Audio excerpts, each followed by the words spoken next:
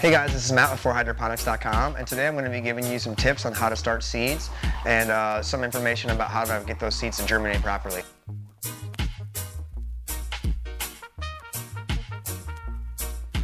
First, we'll talk about some of these different cubes and different mediums you can use to start seeds other than soil. Some of the benefits of starting seeds and other than soil would be maybe water retention. If you start seeds in soil and they're individually celled, you'll have to really pay attention to which one's drying out more. With some of this, if you started a whole mat of Rockwool or a whole mat of Oasis cubes, it seems to kind of act like a capillary mat. It starts to pull water around where it needs it, so it's a little easier to keep all your seeds properly hydrated. Also, sterility, it's nice to know that, you're nothing funky coming in your soil, especially if you're getting it from, a local supply. It's nice to just know that everything that you've started with is nice and clean. And then last but not least, you can fit so many seeds in a small area with some of these mats. The Rockwool makes one, I think it holds like 92, and the Oasis I think is like 98 or something like that. So you can fit a ton of seeds in a very small area, more than you'll be able to fit in the traditional, cell tray of a soil tray. So if you're in small areas, these mats might come down, be a little bit more beneficial for you. The Oasis cubes are basically that floral foam. They do a really good job of holding moisture and keeping it where it needs to be. Got a lot of airspace in there, so roots really seem to love it. And it's a great option for you if you wanted to try to do seed starting in something other than soil. My personal favorite for other than soil mediums is going to be the Rockwool cubes. I like these that are individually wrapped because you can kind of move them around where you need to and they stay nice and moist. But they also make them in a sheet. That's a really great way to start seeds and stuff as well.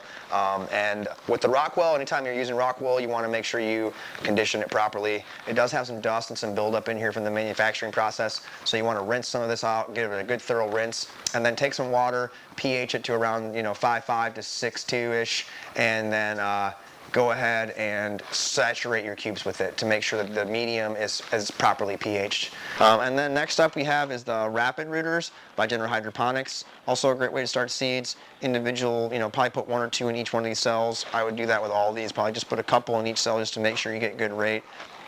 Same thing here, pH your water. You don't need to rinse these out. These are ready to go. Just pH your water ideally. If you want to add anything like your fulvic acid or humic acids or anything like that, that's a great time to add them, and then pH after you've added them, and get these cubes soaked, give them a little squeeze, and then put them into your cell tray and plant your seeds in there. Last but not least, these peat pucks that basically expand in water. Once again, pH the water, get it properly set up, soak your peat puck till it's expanded. They usually get about that big, and then you can set those into your cell tray here and plant your seeds in there. So these are all great options other than soil to get your seeds starting for this spring or the summer or any time. If you are going to go in soil, I would really recommend the Black Gold seedling mix. It is designed for seedlings specifically. It has a very low nutrient charge, and it's relatively light and fluffy. So it's meant to do what you need to do. It's also omnilist and organic. So, not a ton of organics soils out there that have been omni-listed. So if you want to just start with something really, high quality, this is a great way to go, and it's very cost effective. So if we're going to use the soil, we're going to use either, this larger cell tray here. The larger cell tray would be better for something that starts a little faster and that you don't need as much time indoors before you're going to put it outside. So something like pumpkins, cucumbers, even tomatoes. And then if you're going to start something that's got a little bit longer time until it needs to go outside, so it's onions or something like that, that might take up to 10 weeks to become a real valid seedling before you really want to go outside with it. You're going to start it in the smaller cell tray. So just keep in mind, what am I growing, how long is it going to take, and make the proper judgment on one of these larger trays or some of these smaller trays. After you decide which tray you're going to use, I'd recommend your Humidity Dome. For seed starting, I like this shorter one, and as they get bigger, you can go up to the larger dome.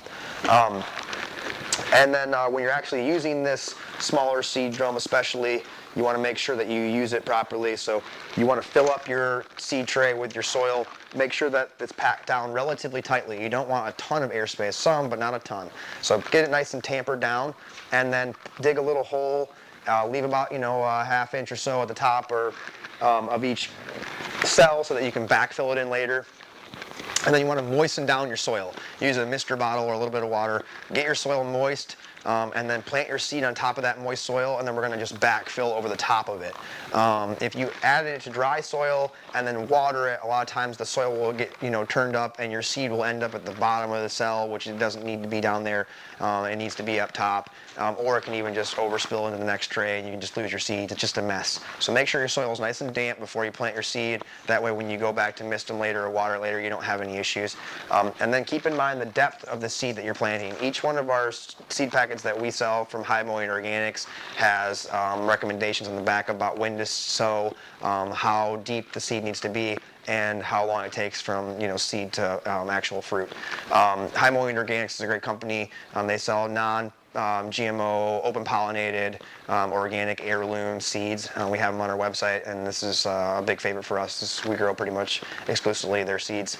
And on the back, like I said, they have information. If you don't have a package of seeds that has any kind of information about the depth of sowing your seed, a rule of thumb is about twice the diameter of the seed. So find your seed, and about twice the diameter of that seed is about how deep you need to be in your soil when you plant.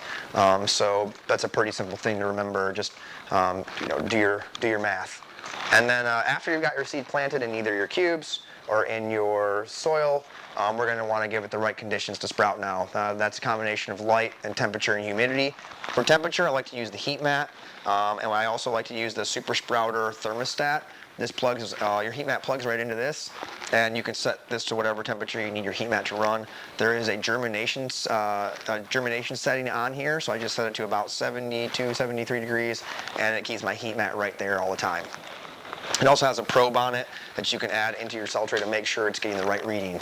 And if you don't have something like a heat mat, or you don't want to go out and grab one, top of the fridge works really well, maybe next to a register in your house for heat. But we do need light as well. So, a south-facing window only gets about 8 to 10 hours of light a day. For a plant to do really well, I'd say you need about 14 hours a day. So think about supplemental lighting. Something as simple as a compact fluorescent light or a T5 light or fixture is great for seed starting. Relatively cheap and very cheap to run. And we sell those on our website as well, so go check those out. So, I do about, personally, 18 hours at least a day. If you can do 24 hours light a day, it'll just speed things up. But at least about 14. And then, good temperature, higher humidity with your humidity domes. That's going to keep your humidity high. And then once you've gotten, your seed sprouted, hopefully 100% success rate, but somewhere close to that. If you put in multiple seeds in each cell, which I'd recommend doing, you're going to want to that point go in what they call thin them out. Kill at least one or two, little guys, and leave the most healthy, sprout in each cell. And that'll become the plant that's taken over the cell. Don't pull it out, don't disturb the root, just clip it off with a pair of scissors at the soil level. Then we need to go through the hardening process. Don't go and throw them outside right away now that you've gotten, them all to sprout. We need to harden them off to the elements and get them ready for what they're going to be going through outside. So day one, this is usually about a 5 to 7 day process. So day one, we're going outside for 2 to 3 hours. I want to have some kind of wind break so that I don't have them getting, really hit by the wind too hard because they're not used to that yet. So some kind of wind break in the shade, preferably for about 3 to 4 hours. Pull them inside for the rest of the day.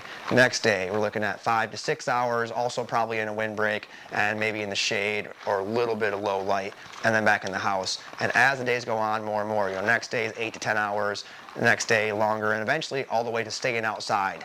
Staying outside would happen, day 5 to day 7, depending on how long you're taking to harden them off. And then you can go ahead and plant those seedlings into their actual containers or into the actual ground that they're going to be in. But we got to get them acclimated to their environment. So, follow all these steps, and you should have some good success this summer, getting your veggies going and getting your seeds sprouted. We have a ton of information on seed starting on our website. And we also have a ton of products, including a lot of seeds by Hardening Organics and all the stuff that you would need to get your seeds started this summer. So I hope this video helped you out, and we will check you out next time.